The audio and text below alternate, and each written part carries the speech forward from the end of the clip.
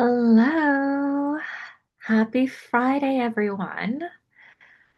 Welcome to our Lunch and Learn that's centered on a very, very brief introduction to internal family systems, otherwise known as IFS for clinicians. Knowing that it is lunchtime, I hope all of you can do what you need to do just to get comfy and cozy with me for the next hour. And if you ever need to step away at all, know that this Lunch and Learn is being recorded and will be sent your way after. So please feel reassured to do what you need to do without feeling guilty at all. Okay? Okay. So, as we're getting started, I thought I would share a little intro about myself. My name is Susan, and I am one of the many therapists at Gibson and Associates. I am trained in a number of different modalities, but I primarily use IFS, EMDR, and DBT at this moment in time.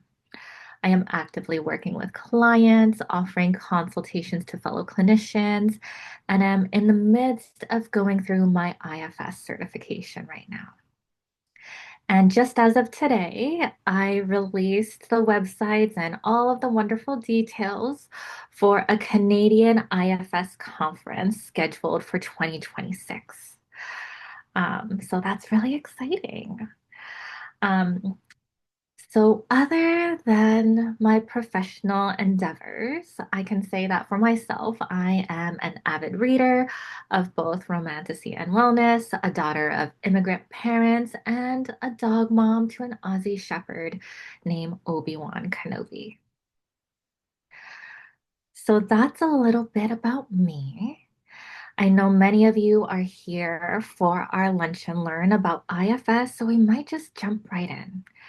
And just as we do, I'm just going to share a little bit about our agenda today, right? Our agenda is really centered on exploring what is IFS therapy, core concepts and model overview, how IFS differs from other approaches, its clinical applications, benefits for both the therapist and the clients alike. We'll do a very brief reflection exercise, and then I'll share a little bit of the resources for learning more if you would like. And just as a disclaimer, this Lunch and Learn is not an exhaustive training or understanding of the model. Unfortunately, I just don't have the skills to impart all of my knowledge onto you, even though I truly wish I could. But if you are interested in learning more about IFS therapy, formally or informally, I will share a little bit about how you can go about that towards the end, okay? Okay. So, as we get started in our presentation, I hope that many of you are seeing kind of like a darker screen where there's a bus driving in the night and there is an individual that's highlighted. In the IFS world, we speak of this internal bus that each of us have, right? And we typically tend to ask, who is driving this bus? Is it self or is it parts? And as you're kind of sitting, with this reflection of who may be driving your internal bus, I want to bring your attention to this word part. And when you hear the word part, what comes to mind for you? Yeah. And as you're sharing, right, you can share your thoughts of what parts may mean to you in the chat box, and I'll read it out loud. But if you can't, that's okay. I just really want to maybe invite very short, maybe invitation to consider the idea of parts and just to share maybe any thoughts, any opinions, any comments about what you may believe part to be. Beautiful. I hear someone saying that a part is a segment of a whole. You are absolutely correct. Here it is a segment of the whole. It's not everything, it's just a part of something. Yeah. If anyone else would like to share, they're more than welcome to, or I will send along an invitation here. If you have any questions at all about the presentation, you're more than welcome to drop it here, and I will answer it a little bit later on. We do have specific sections that are meant to address some Q&A. Okay, so as we're here to learn a little bit about IFS, I thought it would be helpful for us to just understand a little bit about the origins of IFS. So, IFS was developed by an individual named Richard Schwartz in the 1980s. He was originally a family therapist working with clients struggling with eating disorders. His curiosity for their internal world grew when he noticed that their symptoms didn't improve even after their family unit became more functional. And as he listened to the clients, he became aware of, their internal world and the internal workings known as parts. And that eventually led us to this IFS model. And as he began to really sit with this IFS model, we can say that, this model didn't grow in isolation. It was really shaped and challenged and deepened over many decades by a core group of women who are referred to as the mothers of IFS. And these women, of whom I'm just going to mention and give credit to, are Mitchie Rose, Pam Krause, Kay Gardner, Susan McConnell, C. Sykes, and Cinco, Tony Irvine, alongside Barbara Cargill. They've really gifted the community with their wisdoms, their cultural insights, spiritual groundings, and embodied practices. And their gifts to the IFS model really helped it to evolve from just a simple working theory into a more deeply relational, experiential, and compassionate approach that we use today. And because of its relational approach, IFS can be used in a number of different settings, such as psychotherapy, as we're beginning to talk about. Can also be used in coaching, in leadership development, conflict resolution, and personal growth. So that's a little bit about the origins of IFS. Now we're going to answer some really big questions of what is IFS? And IFS starts with the idea that we have an infinite number of subpersonalities, also known as parts in our internal system. Parts are natural, right? Because we are not one dimensional whatsoever. They are not created by trauma. Rather, it's the trauma that really impacts our parts. And also, parts have their own way of really working and being, right? They have their own belief systems, their own emotions, expressions, and roles for doing what they do. That is one of the key concepts. Another concept is that everyone has a self. We have an embodied energy, an internal light, or maybe just like a deeper sense of consciousness that hasn't been impacted by what we do or what's happened to us. And the sense of self can really help us to problem solve and to offer healing. So, the way in which I kind of view self is really thinking of ourselves as a pond with fish in it. You are the pond, but you are not the fish, right? You are holding what you've been through, but you're not being in it. I hope that kind of offers a metaphorical distinction of self, right? And if there are any questions, just know that I will cover a little bit more about self later on. So just hold your horses here. And as I finish this piece of what is IFS, we're going to come to our very last key concept, which is that healing comes when self relates to parts with curiosity and care. Self really views the manifestation of parts as being purposeful and adaptive, as attempts to really accomplish something, as opposed to being deficits or weaknesses in ourselves. So, when we focus on understanding the intention of these parts, we can begin to heal. So, the belief here is that what is worked on internally will lead to external changes in the way in which we approach things, in our relationship with others, and the relationships that we have with the world. So, these are the elements of what really makes up IFS. Now we are going to move into the goal. So, what is the point of IFS? Right? Well, the first point is to really achieve balance, harmony, and wholeness. Our job as clinicians is to really help parts get along and work together with less conflict internally. We're here to really help parts express and engage more harmoniously externally in our environments. Right? That's one goal. Another goal is to bring our self energy to these external systems. So, as we begin to heal, our self energy can be a healing force for others and for the world around us. Another element of IFS is to really liberate parts from their extreme roles. So, when trauma occurs, parts can be drawn into action to take on burdens. And as a result, they become more extreme and more conflicted internally about how to be, how to act, and how to navigate life. So, our intention coming from IFS is to help parts become less constrained and to help them shift into more preferred and less rigid roles of the system.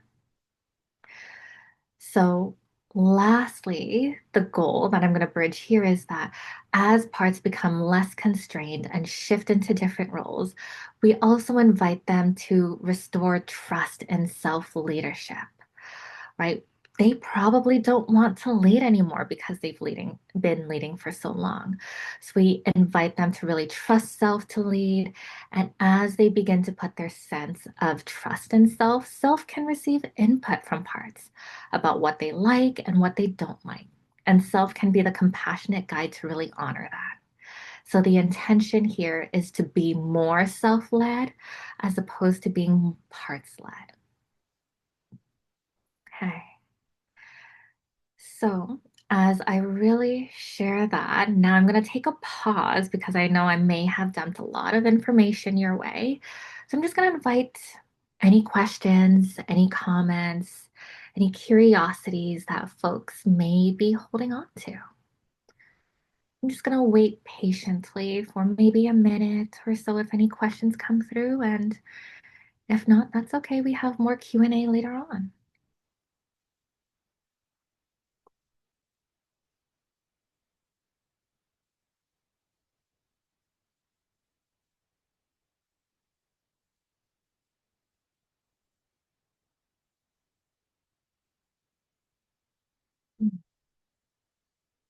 I don't see any questions. Oh, do see a question now. Is self like the internal locus of evaluation? Um, I would say self is not evaluating anything. Self is kind of, this self. I'm just trying to see what really lands here. Self is not an evaluator. It's not evaluating anything. It's just really a container, right? It's really an endless container that's holding experiences, insights, and clarity for the system. So just kind of think of it as like an endless, yeah, an endless treasure chest, right? That you're kind of like holding and you see all of these wonderful little things, little tokens and glimmers and all of those beautiful things. So it's not really evaluating, it's just a piece to really hold and contain experiences. I hope that really answers that question. And if not, just know that I will be getting to your question a little bit more, I believe, in the next slide about self.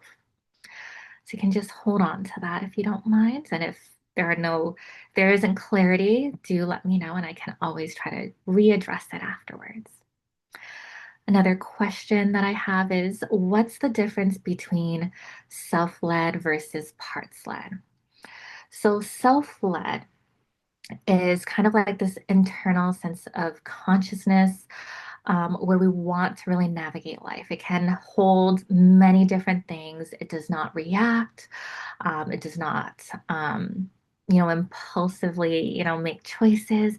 It's a place where we can just kind of begin to really calm and act from a place of like curiosity, of compassion, of care, and of connectedness. Whereas parts led, there are parts now being in the driver's seat of this metaphorical bus, and they're taking us along for the drive, right? So wherever parts really want to go, and parts usually have an agenda of some sort. So they really take us on their journey of where they want us to go, as opposed to really allowing us to kind of like being in this driver's seat of like, where do we want to go in consultation with all of these other parts that we hear, right? And we can, really hear them out and see what they like and what they don't like. And as we hear them out, we can do our best to honor them. I can't promise that we will honor every single thing, but we can express our understanding that we really understand this is important to you, and we will do our best to honor it. And as we try our best to honor it, we will make some negotiations and some compromises here, right? To make sure that, everyone can be content, not happy, but content to some degree about what's happening and what the choices are. So I hope that helps. And if not, do hold on because I'm going to really delineate, right, the distinction of self and parts in our next slide. So as I'm hearing a lot of excitement and curiosity here, that may be an invitation for me to move forward. So as I move forward, we're getting into this questioning of what is self, right? Self is not a part. It's an embodied energy, an inner light, a deeper level of consciousness if you have it. If you can sit with that, is what I mean. Everyone is born with self and has self throughout their life, no matter how damaged the individual may feel or may believe they are. Self has no agenda, right? Compared to parts, parts have an agenda, but self does not, right? But self does have an intention to heal, right? Self does not need to heal all the time or to heal to feel okay, but it will heal whenever it is ready to do so. And it will know when it's ready to heal, right? So, as I mentioned before, think of self as a container for parts, right? You are a pond with fish in it. The parts are the fish that are kind of like swimming in this pond, and you are just this container really holding all elements of these parts within it. So, as we understand a little bit more about self, I'm going to talk about self energy, right? So, self energy, how I like to really consider self energy, is kind of like this radiating light emitting from self, right? It's present at birth and it exists in everyone. It's a very intuitive experience where you don't really have to think about what's going on. Rather, you begin to feel and to notice what's happening in your system. So you just consider it in the ways of how you notice hunger or thirst or tiredness in your body. You really feel into those elements rather than just kind of like thinking about it, right? And if that is a very abstract concept, which I completely understand it is very abstract, you can also consider self energy as maybe one of these 3 points, right? Self energy can look like having a sense of knowing in yourself, like a deeper connection to affirmations, activities, certain actions, experiences, or even anything else that you can think of. It can also be having a sense of spirituality and connectedness to yourself, to the people around you, your pets, or even the world. It can also look like a deeper connection to kind of like light and sunshine, or even just like validation, whatever it may be for you, right? And sometimes, if that is still very abstract, you can also think of self energy as experiencing the 8 C's. And as I mentioned that, the 8 C's, right, are the energies that can really lead the internal system. So when we are in connection with self, right, this deeper sense of consciousness, this inner light, or this embodied energies, these qualities just naturally rise to the surface, right? And when folks experience that sense of self, right? When they experience the 8 C's, it can be an indication that they are in connection to their self energy. And their self energy can consist of these elements. It's not an exhaustive list, but it can be an indication, right? Of calmness, of curiosity, of compassion, of confidence, of courage, of clarity, of connectedness, and creativity.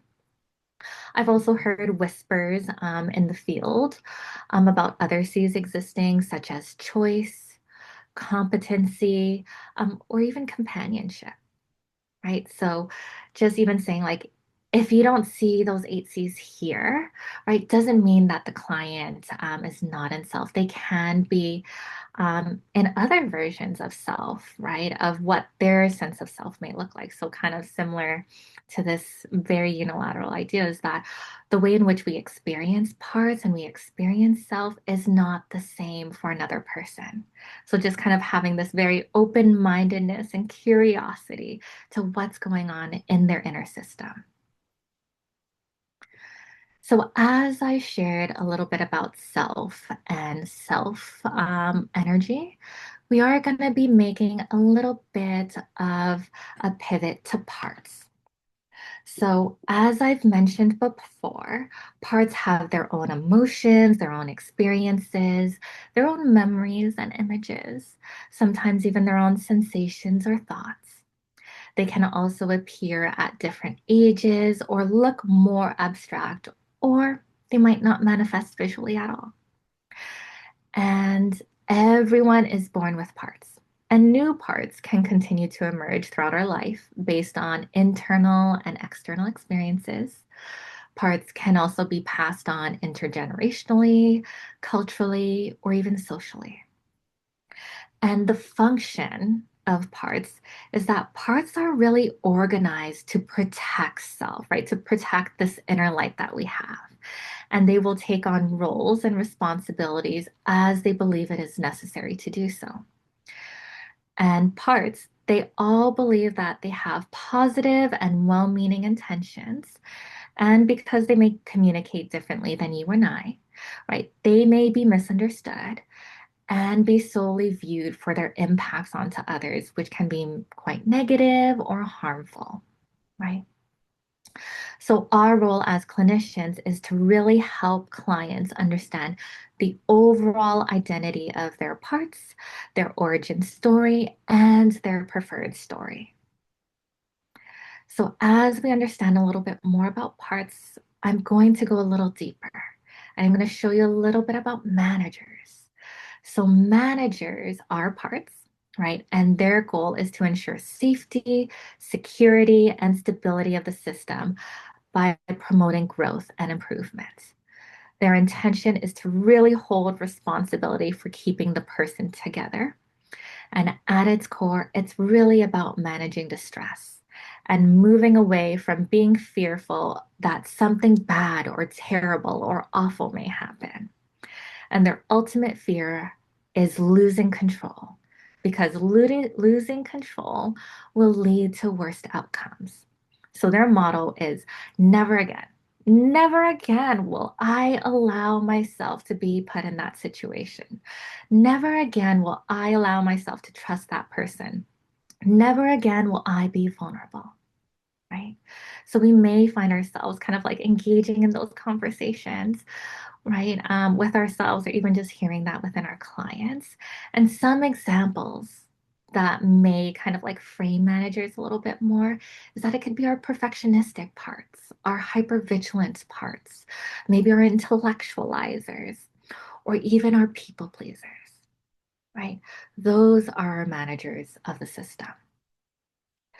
And as we have our managers, we also do have our firefighters, right? And that's another part, right? And our firefighters, their goal is to really prevent emotional overwhelm and vulnerability by avoiding, distracting, and soothing painful experiences without even thinking of the consequences.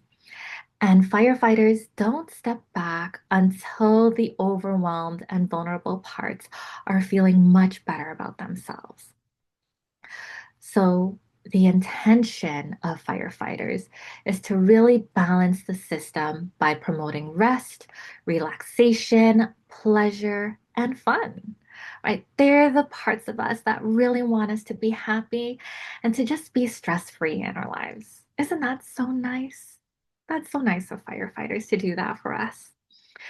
And their ultimate fear is being emotionally overwhelmed because being emotionally overwhelmed will cause self to lose control. And isn't that very similar, right? Hint, hint to our managers, right? Who also have a similar fear of losing control. So their model of the system is that when all else fails, I will be there. I will be there to avoid, to distract, to bring some fun and relief to the system because I don't want you to feel so much pain, right? And how we may notice these parts is that they can be our distractors, our procrastinators, our thrill seeking parts, or even our self punishing and self blaming parts. Those are firefighters. And lastly, one of the last parts that we do have is our exiles. Our exiles, their goal is to really absorb energy, both positive and negative. They absorb what we've been through in the world. They carry our deepest wounds of being too much or maybe not enough. And they also carry our deepest needs, our longing for care, compassion, and connection. And because they carry these essences, the rest of the system, also known as the protectors, right, our managers and our firefighters, they really push them away just to protect self because they don't want these exiles to really flood, to overwhelm, or cause the system to lose control. And their ultimate desire is to be reconnected with self, right? To experience love, to be seen, to be heard, and to feel accepted. So their motto at the end of the day is just to say, like, don't forget about me. Don't forget about me, the one who was abandoned, right? The one who was feeling lonely, the one who was feeling afraid, right? Or even the one who was holding shame, right? Just don't forget about me. Yeah. So those are our parts. And as we begin to understand our parts, we also understand that parts become extreme because they are carrying burdens, like I've mentioned before, right? And these burdens can come in the way of maybe these beliefs, emotions, sensations, or other energies that were really absorbed from past traumas or earlier experiences. So, burdens can be personal burdens coming from direct life experiences of what's happened to you and your interactions with others in your life. It can also be cultural, so burdens that are carried from experiences of being in certain subgroups, ethnically, racially, religiously. It can also be a legacy burden. So, burdens that are passed down through family lineages, histories, norms, or energies in the families, like things that you've naturally been told in your families. That when you kind of go into, the real world, right, other families may not speak that language or have the same sentiment, right? And we also have our dominant burdens, right? And these are the burdens that are picked up from being a part of the dominant culture, right? So, like, mainstream Western cultures, what are the beliefs, the feelings, the ways of being in the world that may be different from other parts of the world? right? These are the burdens that parts may carry. And as they carry this, they may do a job, right? They may have an agenda of how to really perform or behave, right? That can make our impacts seem a little bit more extreme, right? And more rigid and hard to really step back from. So these are our parts, right? Ourselves, our parts, and the burdens. And I know I may be going through this very quickly just because we have an hour. But I do want to hold some space for any questions that may come our way. Um, do I have the PowerPoint slides available? Um, I don't know if I have the PowerPoint slides available, but I can always reach out to our clinic just to see if we can make them available, just so that you have something to maybe have and take away um, as we're kind of like going through things very quickly, and you may want to come back to this. But also just know that you have the recording as well, right? So you can always come back to it and review it at your own time as well. How would you help a client get connected with self? Ooh, that is a really, really good question. Um, I'm going to save that question maybe for the next part because I believe I might be doing a little bit more around that. So I'm just going to ask you to hold on just for a little bit, okay? Yeah. So as I'm hearing, people are getting really excited, I may just naturally move into the next portion, which is really seeing how does IFS work. So now that we understand the core concepts, we understand a little bit about self and parts, right? How do we put this all together, right? So how we put this all together is we begin by identifying a part, whether it be in ourselves or whether it be in our clients, right? And we can notice that through a feeling, a thought, or behavior that really stands out. We can just begin to identify that. So for this lunch and learn today, I might just, call upon an anxious part. So there's an anxious part, clients may be like feeling like, oh, I'm just feeling so anxious. Okay. Is it okay for us to really work with that one? Yes. Okay. So that will be the part that we work with. Now, the second piece, which is where the bulk of this work comes in, is that now we're going to build a relationship with that part, right? So we're going to approach it with curiosity and we're going to ask it a number of questions, right? We're going to ask the question of, how do you know you're feeling anxious? Can you tell me a little bit about this anxious one that's here? How are you noticing that it's in the room with us, with you and I right now? Right. Oh, it's really coming up as like a feeling of like restlessness. Like my thoughts are racing. I'm hearing like a lot of concerns and worries. Okay. Is it okay for you to really notice that one that's showing up right now? Yeah. Yeah. Okay.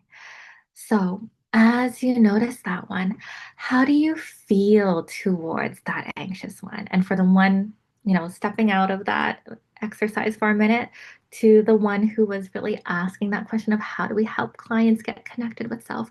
This is the question that helps to really assess um, and see whether client is in self, right? And if they are in self, they may respond with, the 8 C's, right? Of yeah, like I'm feeling a lot of compassion for that one because like it's showing up so intensely. Or I'm having a lot of care, or I actually have a lot of curiosity towards that one. And like, why is it here? Like, why is it showing up like this? Like, what's kind of going on in my life that's making it so anxious? Okay. Yeah, so I'm hearing that you have a lot of self energy for, this anxious one right now.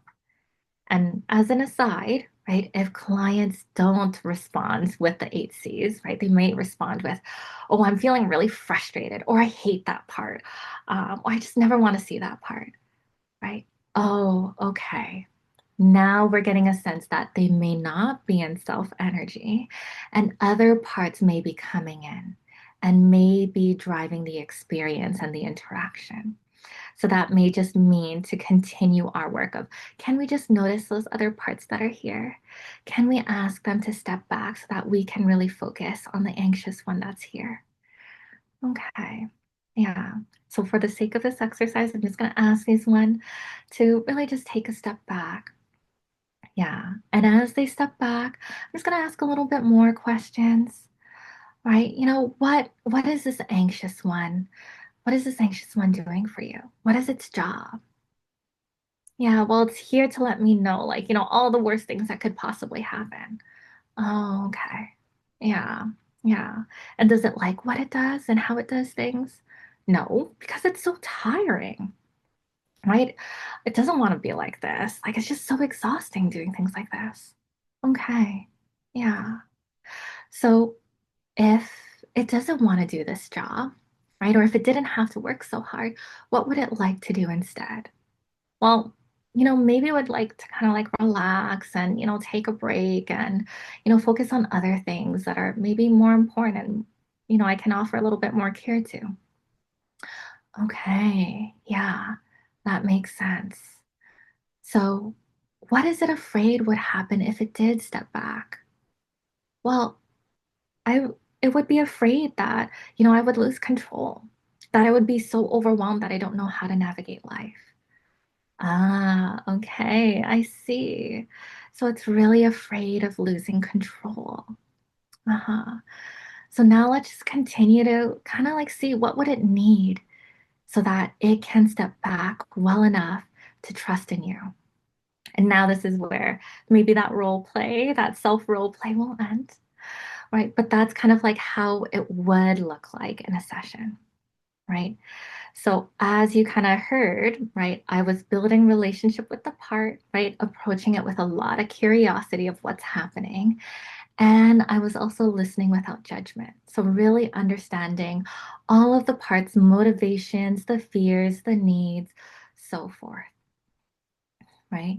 And as we do that, we kind of get to the point as we listen, we just really help the parts to unburden, and to heal. So, releasing any extreme beliefs or emotions that it may carry, right, from what may have happened earlier or what it may have learned or carried along, right? So, that's a little bit about how IFS works. Now, as we move forward from how that may work, we're going to see how it differs from other therapies. Right. So IFS differs from other therapies because it's non pathologizing. So we reframe the symptoms that we see, like anxiety, intrusive thoughts, or avoidance, as protective strategies that are carried out by parts of us. Right. It's also client led. So the therapist doesn't impose any interpretations. I hope in my self exercise that I didn't really impose any interpretations. But I was just really listening and helping the clients to connect with their own self energy. And as they connect with their own self energy, they are now the ones really guiding that process of curiosity, of offering care, and of really offering the parts what they need. It is also parts oriented. So it just means that, we work with all things that, many therapies work with, such as like thoughts, behaviors, and beliefs. And IFS just sees this as a way of these elements belonging to the parts of ourselves, right? And as we, collectively work with these elements, right, it can work across many diagnoses, various trauma histories, or even just cultural contexts where parts may organize themselves around those pieces. It is also experiential and relational, meaning that we just don't talk about the feeling. We engage with them as living parts of the system. And as we do that, it really builds compassionate curiosity from the inside out and between the client and the therapist. And lastly, IFS integrates well with other modalities. It isn't something to replace your modality with, it actually brings a depth of richness to the work that you do and can maybe make it so that, like, you and your clients can speak maybe a new language about how they see themselves or how they view their inner system. So, with that being said, right, IFS is very versatile. It can be used for many different applications, right, such as trauma and PTSD, anxiety and depression, grief and loss, addiction and compulsive behaviors, identity and cultural exploration, and even couples and families. So it can be used for anything and everything. And as I mentioned before, it doesn't have to be sat in psychotherapy alone. It can be used in leadership and conflict resolution, even just personal growth as well. Okay. Yeah. So, as we learn a little bit more about IFS, I'm just going to speak to the benefits that can appear for clients. So, clients may notice that it's non pathologizing, right? And it's really empowering for them to hear that this is just a part of me and not the entirety of me, right? It can improve relationships, both internal and external. It can heal core wounds and increase access to self leadership. So, maybe offering some skills and tools for emotional regulation and self soothing. It is also trauma informed and safe. So, it really protects against overwhelm and honoring the protective parts and their functionings. And it is also flexible and inclusive. So it is adaptable across various social identities, cultures, and needs. So that's the benefit for your clients. And for you as the clinician today, really staying here in our chats, right? The benefit is that it can really help you to stay compassionate, even in the face of really difficult behaviors or resistance. So when you see a client's anger or shutdown, you see it as the work of a protective part, right? And that can help to make it feel less personal and more understandable that this is just how their parts are organized to really protect them, right? It doesn't really have anything to say about me as the clinician. And viewing it that way can also reduce burnout from our end, that we can continue to work with clients and not see it as a personal slight or a deficit or an incompetency of ourselves. Right. It can also enhance our therapeutic presence. So, by attuning to our own parts, like the part that wants to fix the client or the parts that feel anxious in silence, we also have the choice to really model the process, which can allow us to be more present, to hold more space, and even just to show them how we work with our own parts in real time, such as, being able to speak to our efforts of maybe being a better clinician and being able to embrace our humanity and our authenticity, that like we too also have our parts and sometimes they can also show up in session as well, right? So that can just be a way of really modeling and normalizing, this theory and the clinical applications a little bit better. And as I've mentioned before, it integrates well with other modalities and adds deeper depth without requiring you to abandon all of the skills and the tools that you've learned before. Yeah. So at this point, we have an experiential activity. I just may take just simply 5 minutes to do this, maybe even a little bit less, just given, my timekeeper parts that are just being mindful of the time that we have together. So if it would feel right, I would invite you to maybe just lean back, get a little comfy, can close your eyes if you'd like, or just lower your gaze. And as you do that, just take a couple of deep breaths here. Some slow, deep inhales, and even slower exhales. So, some slow, deep inhales, and even slower exhales. And as you take a couple of deep breaths here, just allow yourself to just drop inwards and just to see who may be here with you as we're beginning to end the hour. There may be some parts that are analyzing the contents, that are trying to take it in and learn and being intellectually curious about what's here. There may be some parts that are really frustrated that this is only an hour and want it to be longer, right? There may be some timekeeper parts coming up as well.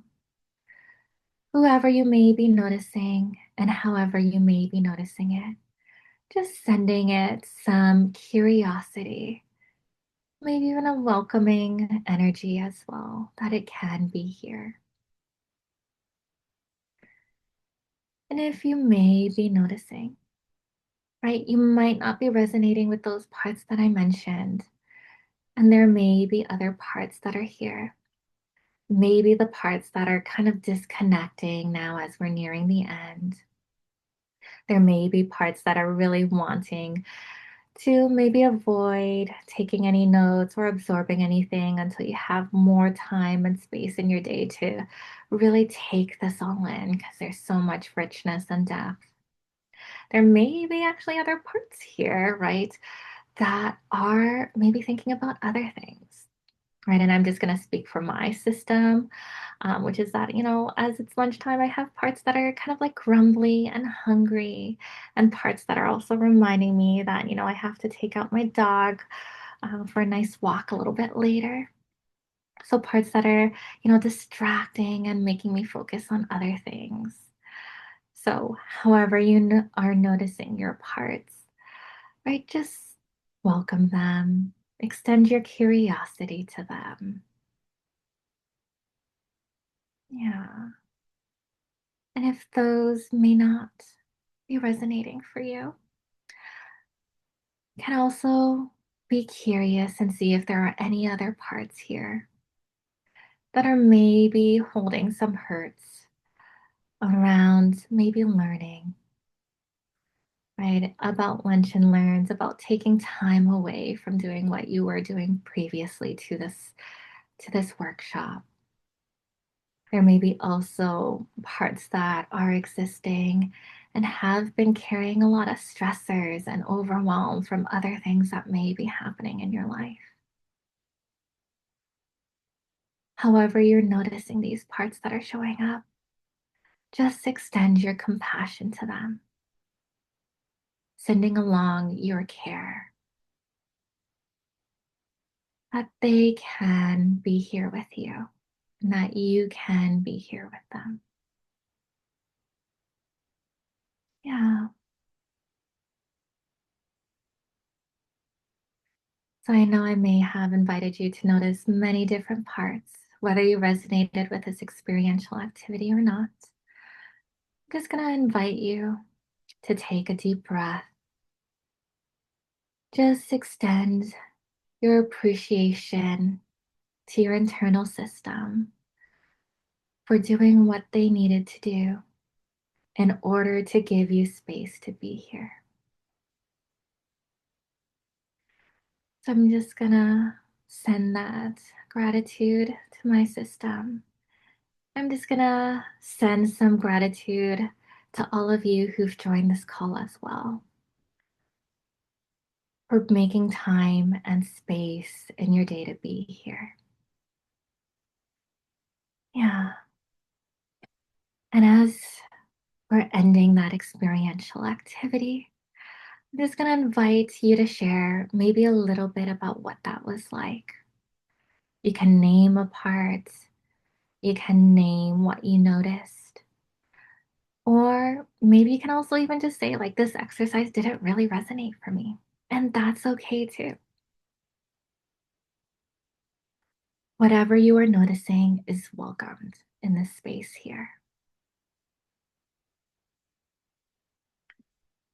I'm just going to hold a minute just to see if anyone has anything that they would like to share in the comments. Mm, yeah. Was it resonating with me at this time? I appreciate you really sharing that. Yeah. I hear from another individual really saying that it was helpful to have you point out what some of the parts would be. Oh, I'm so glad. There are so many different parts, and if we had a little bit of a longer time, I would love to spend that time really exploring the various parts that are coming up. I have a lot of love for this model, and I hope that you can hear the excitement through that all. Yeah. Oh, you are so welcome. Someone's just really expressing their appreciation for this lunch and learn, noticing that it was grounding and informative, and the self role playing was really great. I'm really glad. I did my very best to be both the client and the clinician, so I hope that many of you were able to really hear that. Yeah, yeah. So thank you so much for sharing, and I'm just gonna see. I think the next portion of this is just really getting started. So if this lunch and learn resonated for you, right, you can do a little bit of your own journey with IFS, right? And that may look like your own personal practice, so doing your own personal therapy, or you can also do some self-study, right? Such as reading books and listening to podcasts, right? If you want to go a little bit further, you can also join some local communities. So, some IFS related groups, such as peer consultations, support groups, or supervisions and consultations. You can also join, just as a slide here, as like, the IFS Canadian Community Conference that's happening next year between June 5th and 6th of 2026. And you can look that up as the IFSCCC, so 3Cs.ca if you're interested. And if you want to go a little bit further than just joining these local communities, you can also do your own training. So if it is important for you to be trained and to be certified, right, you can go through the formal process of connecting with the IFSI Institute and getting your training through there. So going through the level ones, twos, and threes if you would like. And if it's not important for you to be certified, right, and rather you just want to gain the skills and confidence, you can take the informal route of, connecting with other institutions that can offer like an informal like course, such as like the IFSCA, IFS Connects, and even our own workshop, right? We actually have a course coming up, next year that will go into much more depth than this hour. It will be a multi-day experience where we can really sit and marinate in the experience of the model and really practice and see what that's like. So I'm just going to hand it off to our CEO and our founder, I believe, after this to speak a little bit more about that. Thank you, Rose, for that fantastic presentation today. Hello, my name is Michelle Gibson. I am the founder and CEO of Gibson and Associates, and I am an IFS therapist. I am an IFS certified consultant, and level 3 through the Institute. I love the model. I have spent lots of time training in it. I love it from a clinical standpoint and use it with clients. And as a supervisor for other therapists, I use it, and with my team and in my personal life. And if you're excited about the model as well, then I've got maybe an exciting announcement for you today. We will be hosting a full-fledged workshop, which is an introduction to IFS for clinicians.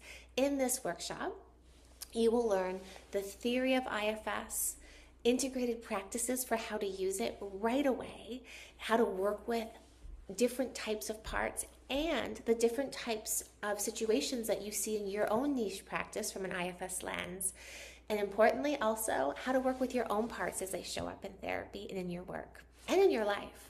This course will offer you the opportunity to both learn and sit with the model and also practice and see demos and see experiences of practice as well. And so it is going to be one that you don't want to miss if you're interested and you're not quite sure where to go next. This is a great way to build on your IFS skills and become IFS informed in your practice.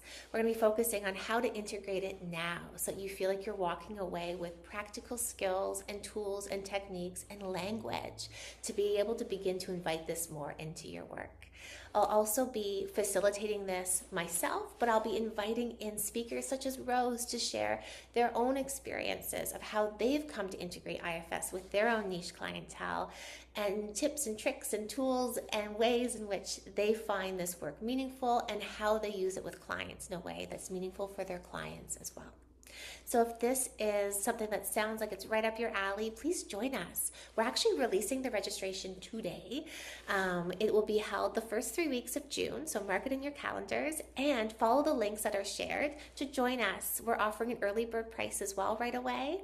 And if you're on the fence and not quite so sure about whether you want to join just yet, just make sure that you're signed up for our mailing list so that we can send you any information about this workshop as well as any future workshops that might just be better timing for you as well. One other thing, just in case you're already IFS informed, or maybe you know people who are, who might be really interested in a way to connect with women through an IFS community lens, we're hosting an IFS retreat for women in May 2026. Kay Gardner and Kathy Cox will be hosting this retreat in this intensive. It'll be held at the Elmhurst Inn in Ingersoll, Ontario. If this sounds like a fit for you or for someone you know, please take a look at the link as well that will be shared today.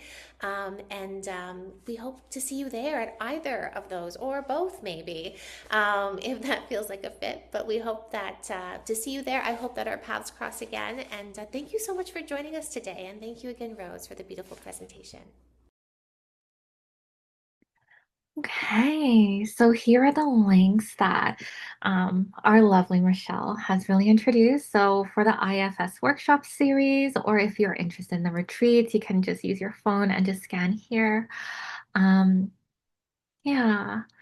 I'm just also noticing that like someone did ask a question. So I just do want to answer that. And for those of you who may leave, because it is at the hour, I just want to say thank you for joining. It is so lovely for you to be here and to take your time to learn a little bit more about IFS, my love.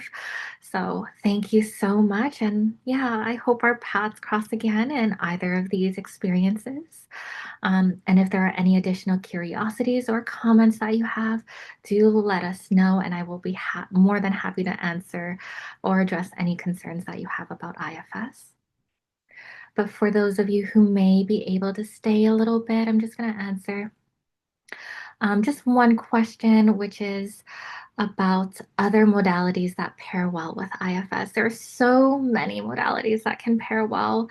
And as I've introduced myself, um, I practice IFS and I also practice EMDR and DBT as well. And I find that they go very well into this piece of work as well. I don't find there's any clunkiness at all. It really integrates very seamlessly.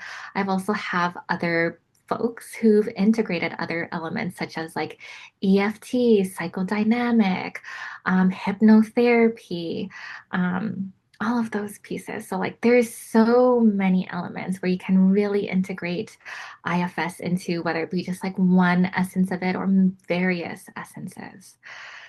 Yeah. So I just wanted to put that out there.